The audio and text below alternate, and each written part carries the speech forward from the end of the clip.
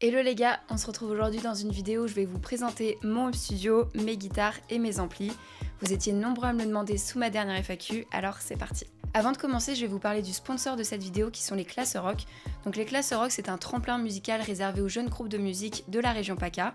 Donc ça a été créé en 1991 par l'association Exoise Exki. Et le but de cette initiative, c'est tout simplement de permettre à des groupes de jeunes musiciens amateurs issus de tout milieu et de tout style de musique de pouvoir s'exprimer librement. Donc le tremplin est ouvert aux musiciens de moins de 24 ans en région PACA. Il faut que vous ayez au moins 2 compositions parce que les groupes de reprise ne sont pas acceptés. Vous avez jusqu'au 14 janvier pour vous inscrire, je vais vous mettre le lien en description. Et si vous n'êtes pas prêt cette année, ne vous inquiétez pas, le tremplin a lieu tous les ans. Concernant le déroulement, il y a une présélection après l'inscription. Les artistes retenus vont ensuite être auditionnés en live pour déterminer les 8 lauréats annuels. Et ces 8 lauréats vont avoir la chance de pouvoir participer à un stage Classe Rock qui est en fait une semaine de création et d'accompagnement par des professionnels de la musique. Au programme, il y a des sessions de coaching, du travail sur votre son, l'enregistrement d'un morceau, etc. Et les groupes vont ensuite être suivis et accompagnés pendant près d'1 an via des tournées en Europe, des premières parties en festival, etc.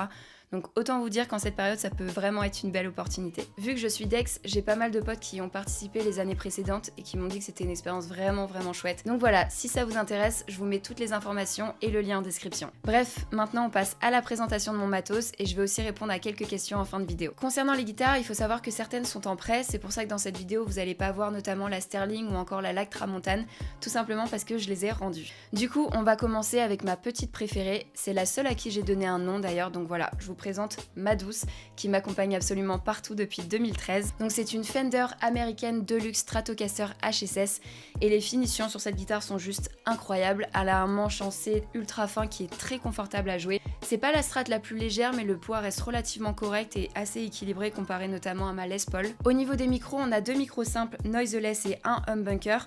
On a également un petit switch S1 qui permet ici d'avoir 5 autres possibilités de combinaison de micros. Donc au total, il y a 10 sonorités différentes. Donc c'est clairement les micros qui font l'originalité de ce modèle et le fait qu'elle soit si polyvalente. Pour l'instant, on est sur les pick-up d'origine, mais je pense qu'à l'avenir, je vais venir changer le humbucker histoire de la pimper encore un petit peu. Les mécaniques sont à blocage, donc ça c'est ultra pratique. Vraiment, je change mes cordes en 2 minutes. Et le vibrato complété du scie à roulement tient parfaitement l'accord. Au niveau du vernis, il est assez résistant. Après, quand ça fait des pètes, c'est pas très esthétique. Je pense que vous le voyez d'ici. D'ailleurs, petite anecdote, quand j'ai eu cette guitare, il me semble que 1 ou 2 jours après, j'ai fait mon premier pet dessus et je me suis mise à pleurer.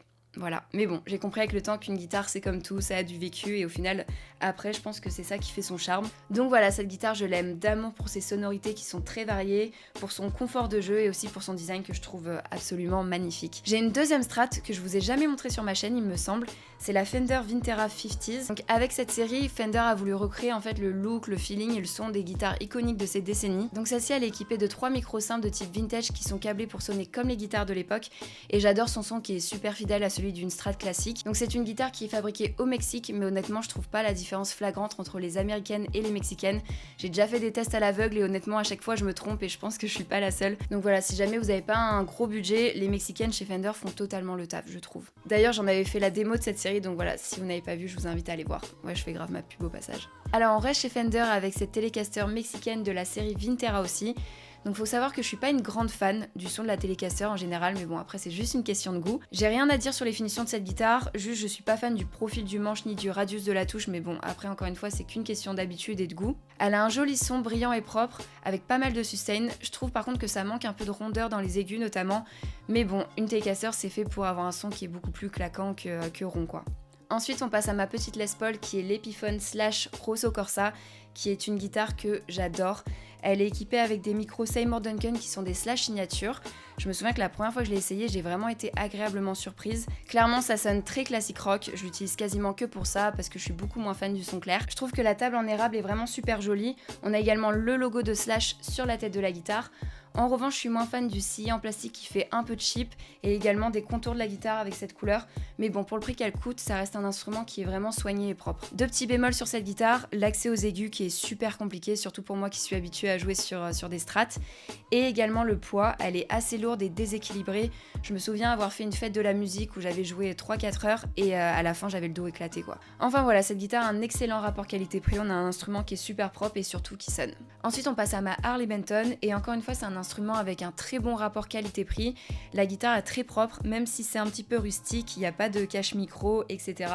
On a quand même des mécaniques à blocage, l'accordage tient assez bien. Au niveau des micros, on est sur 2 micros doubles et un micro simple. Et les différentes combinaisons de micros permettent d'avoir une belle gamme de sonorités allant de sons assez chauds à des trucs beaucoup plus brillants et claquants. En revanche, niveau sustain, on n'est pas du tout servi, mais bon, au prix qu'elle coûte, c'est un petit peu normal. Pour les 2 derniers modèles, ce ne sont pas mes guitares, elles me sont prêtées par Algam. Donc en premier lieu, on a une électroacoustique, une Takamine, et honnêtement j'ai eu un gros coup de cœur, donc je pense que je vais l'acheter à la fin de ce prêt. Je trouve le modèle absolument magnifique, elle est super agréable à jouer, son manche est fin, l'action est parfaite et elle sonne divinement bien. Donc voilà, petit coup de cœur sur cette guitare. Et dernière guitare, c'est une classique, une Cuenca. Et je peux pas tellement vous en parler en détail parce que je l'ai pas assez joué et aussi c'est la première fois quasiment que je joue sur une guitare classique, donc j'ai pas trop de comparatifs. Mais j'ai posté une vidéo sur Instagram très récemment avec et ça sonne plutôt bien.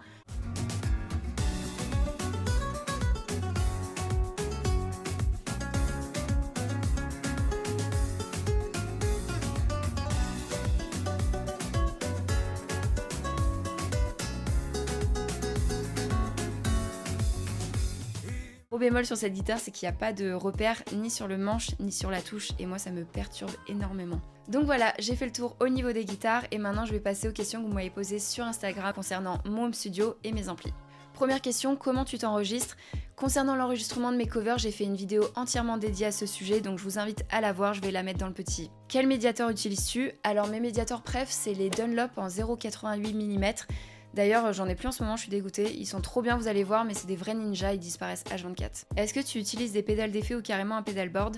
Alors oui, il y a une vidéo avec Palf au sujet de mon pédalboard qui sort très prochainement, donc je vais pas vous en parler en détail dans cette vidéo, mais j'ai un très chouette pédalboard qui est presque uniquement composé de pédales made in France, donc je suis super contente. Quel ampli utilises-tu et as-tu des recommandations pour les débutants? Alors le premier ampli que j'ai, c'est le Spark Amp de Positive Grid qui est juste ici, que vous avez pas mal vu sur ma chaîne récemment. Et franchement, c'est l'ampli que j'aurais adoré avoir quand j'ai commencé la guitare il y a quelques années. C'est un ampli à modulation qui marche avec une application qui est hyper bien foutue. Il y a plein de fonctionnalités qui sont très pratiques et intéressantes je trouve.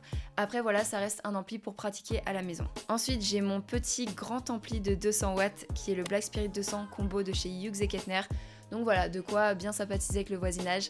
Je vous rassure, je peux aussi l'utiliser en 2 et en 20 watts. Et cet ampli, je le trouve absolument incroyable, aussi bien en son clair qu'en son saturé. Il y a 4 canaux, un clean, un crunch, un lead et un ultra. Petit bémol par contre, c'est que les canaux lead et ultra sont un peu trop typés métal à mon goût. Donc voilà, j'ai 2 vidéos sur ma chaîne avec cet ampli et je compte bien enregistrer les prochaines avec. Est-ce que tu joues du piano? Alors pas vraiment, je sais juste faire les accords de basse, quelques renversements, mais ça s'arrête là. Tu l'as trouvé où ta Les Paul Slash, introuvable en ce moment même sur eBay? Alors c'est Gibson France qui me l'avait gentiment offerte, mais il me semble que c'est une édition limitée, d'où le fait qu'elle soit compliquée à trouver. Ton clavier c'est quoi? Alors mon clavier c'est un Casio CDP 130BK, donc c'est un clavier numérique de 88 touches. Personnellement je l'utilise en clavier MIDI en ce moment parce que j'ai que ça, mais normalement pour cette utilisation il n'y a pas besoin d'un clavier de 88 touches. Quel ordi as-tu pour t'enregistrer? Mon ordi c'est un MacBook Pro Retina 13 qui date de début 2015. Quelle enceinte de monitoring utilises-tu pour ton setup? Est-ce qu'elles sont actives ou passives? Alors elles sont actives, c'est les SI Active 05 qui ont un excellent rapport qualité-prix et pour un home studio comme j'ai, ça fait totalement le taf. Comment tu isoles ton home studio? Alors j'ai mis quelques mousses acoustiques, des bass traps dans les coins, un tapis, etc. Mais honnêtement, c'est pas très efficace, d'autant plus que j'ai une maison mitoyenne des deux côtés. Donc voilà, je pense que si vous êtes penché sur le sujet, vous savez qu'isoler une pièce réellement, ça coûte une blinde. Donc voilà, c'est toujours mieux que rien. En tout cas, pour le moment, j'ai pas eu de problème avec le voisinage. Donc je pense que soit ils adorent la musique, soit ils sont totalement sourds. Utilises-tu des panneaux LED? Si oui, lesquels? Alors non, j'utilise un kit d'éclairage que j'ai acheté sur Amazon qui est composé de 2 softbox. Donc voilà, il me semble que j'ai fait le tour un petit peu de tout mon matos. Si vous avez des questions, n'hésitez pas à me les poser en commentaire. Et j'allais oublier, je m'enregistre actuellement avec le nouveau micro Shure, le MV7, qui est juste génial et que je vais utiliser dans toutes mes prochaines vidéos, je pense. Merci beaucoup d'avoir regardé cette vidéo et on se dit à très vite.